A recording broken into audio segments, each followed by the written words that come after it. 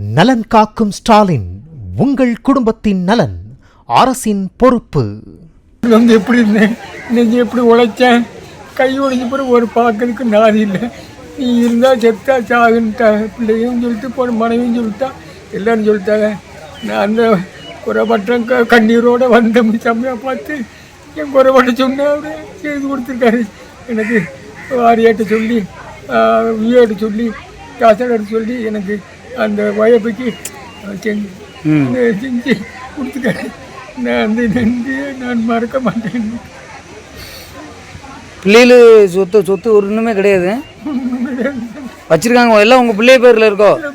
மகன் பேரில் இருக்கு, மனைவி பேரில். யார் சம்பாத்தியம் அது?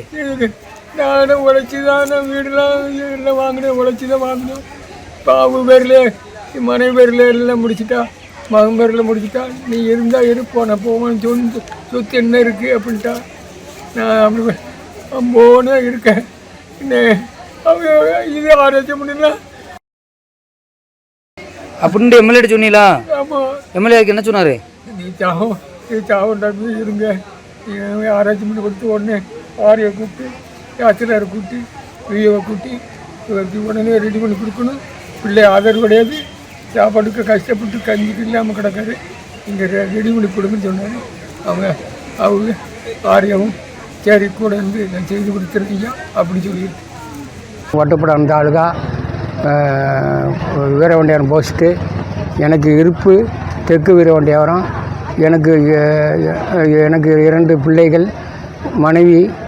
இவெல்லாம் நான் கொத்த வேலை பார்த்து ரொம்ப கஷ்டப்பட்டு ஒரு 3000 ரூபாய்க்கு ஒரு இடத்த வாங்கி குடியிருக்கிறதுக்கு வாடகை வீடு விட்டு இருந்தேன். குடியிருக்கிறதுக்காக ஒரு 3000 ரூபாய்க்கு நான் கொத்த வேலை பார்த்து அந்த வீட்டை வாங்கி அதிலேருந்து பிள்ளைகளை உருவாக்கி பிள்ளைகளை கல்யாணம் முடித்து எல்லாம் செய்து நான் எனக்கு கடைசியில் கை ஒடிஞ்ச பிறகு என்னைய பார்க்கறதுக்கு முடியாதுன்ட்டாங்க.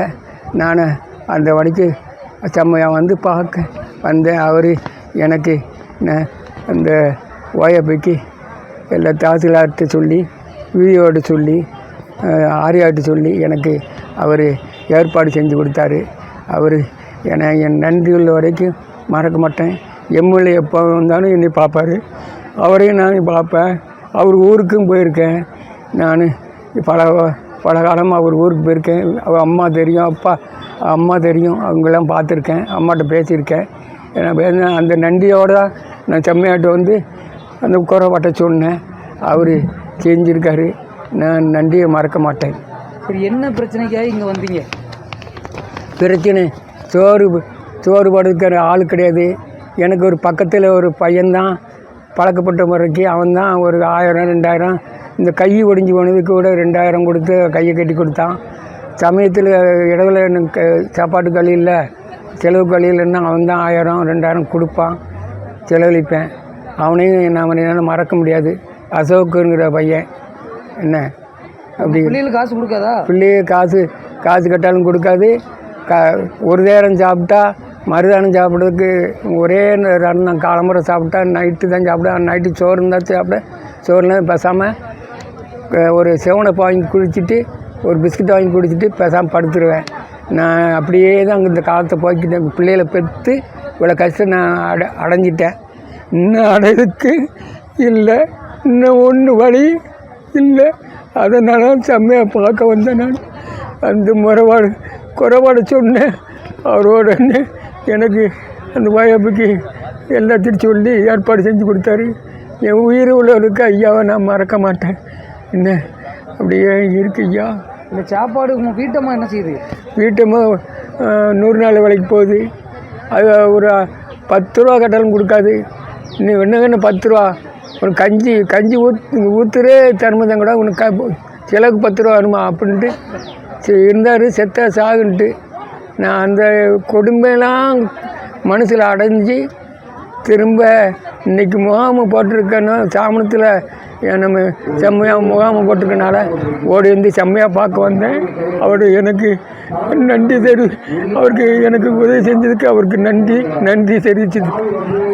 சரி, காசு எவ்வளோ? 1000 ரூபா உதவித்தொகை வந்தால் எனக்கு ஒரு 1000 ரூபா கொடுத்தா நான் அதை வச்சு காலமெல்லாம் கஞ்சி குடிச்சுக்கிடுவேன். வேறு என்ன செய்ய பண்ண கோடீஸ்வரனா போகிறேன். அதை வச்சு கஞ்சி குடித்து காலத்தை போய்க்கிடுவேன். யாரையும் நான் எதிர்பார்க்க வேண்டாம்ல எனக்கு. அப்படி தான் வந்து ஐயாட்ட. உன் மகங்கள்லாம் என்ன சொல்கிறாங்க? வீட்டுக்கெல்லாம் போவீங்களா? வீட்டுக்கெல்லாம் போவேன். போனாலும் பேச மாட்டான், கஞ்சி கொடுக்க மாட்டான். கஞ்சி கேட்கன்னு சண்டைக்கு வந்துடுவான்.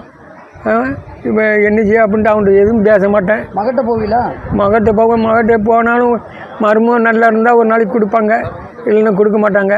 மகளும் கஷ்டப்படுறதுனால நான் அது விரும்பலை. ஆமாம். சரி, உங்களுக்கு என்ன செய்யணும்யா? எனக்கு இந்த ஓஏபிக்கு ரெடி பண்ணி கொடுக்கணும். எனக்கு மாதம் என்னமா அவர் ஏண்டாலும் செய்ய சொல்லுங்க. அதான் என் கடமை. பிள்ளைகள் பார்க்க வேண்டாமா? பிள்ளைகள் பார்க்க வேண்டாமா? பிள்ளையெல்லாம் பார்க்காது. பார்க்காது. பிள்ளைகளை பற்றி பேசவே வேண்டாம். பிள்ளை பார்க்காது. நலன் காக்கும் ஸ்டாலின், உங்கள் குடும்பத்தின் நலன் அரசின் பொறுப்பு. பிளே ஸ்டோர் மற்றும் ஆப் ஸ்டோரில் இருந்து பாலிமர் செயலியை QR கோடு மூலம் பதிவிறக்கம் செய்யுங்கள். செய்திகளை உடனுக்குடன் பெறுங்கள்.